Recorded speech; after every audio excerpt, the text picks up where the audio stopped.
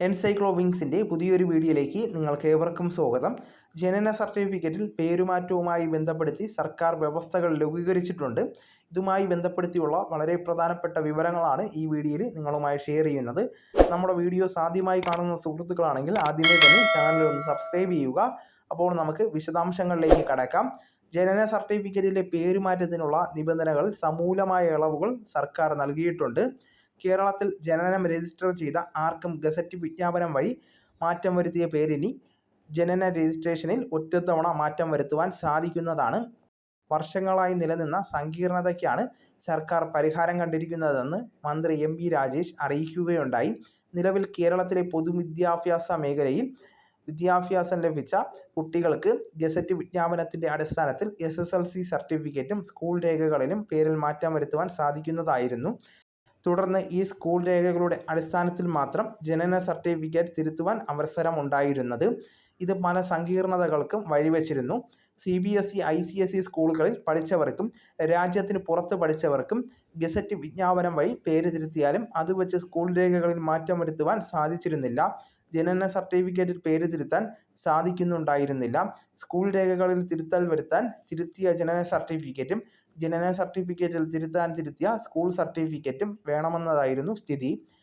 പൊതുവിദ്യാലയങ്ങളിൽ പഠിച്ചവർക്കും കാലതാമസത്തിന് ഈ വ്യവസ്ഥകൾ കാരണമായിരുന്നു. ഈ വ്യവസ്ഥയാണ് തദ്ദേശീയ വകുപ്പ് ലഘൂകരിച്ചിട്ടുള്ളത്. നിരവധി അപേക്ഷകളാണ് ഈ ആവശ്യവുമായി ബന്ധപ്പെടുത്തി തദ്ദേശീയ സ്ഥാപനങ്ങളെ സമീപിച്ചിട്ടുണ്ടായിരുന്നത്.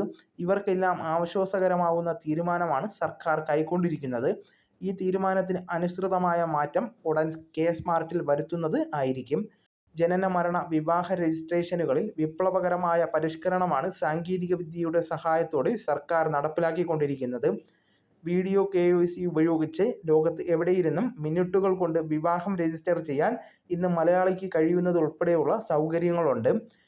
കൊല്ലം ഇളമ്പള്ളൂർ പഞ്ചായത്തിലെ വഴുമുക്ക് ലക്ഷ്മി സദനത്തിൽ കണ്ണൻ B ദിവാകരൻ നവകേരള സദസ്സിൽ സമർപ്പിച്ച അപേക്ഷ പരിഗണിച്ചാണ് ഈ തീരുമാനം കൈക്കൊണ്ടത്.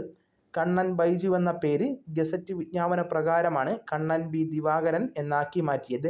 എന്നാൽ സ്കൂൾ സർട്ടിഫിക്കറ്റ് CBSEയുടേത് ആയിരുന്നതിനാൽ തിരുത്തലിന് തിരുത്തിയ ജനന സർട്ടിഫിക്കറ്റ് അനിവാര്യമായി.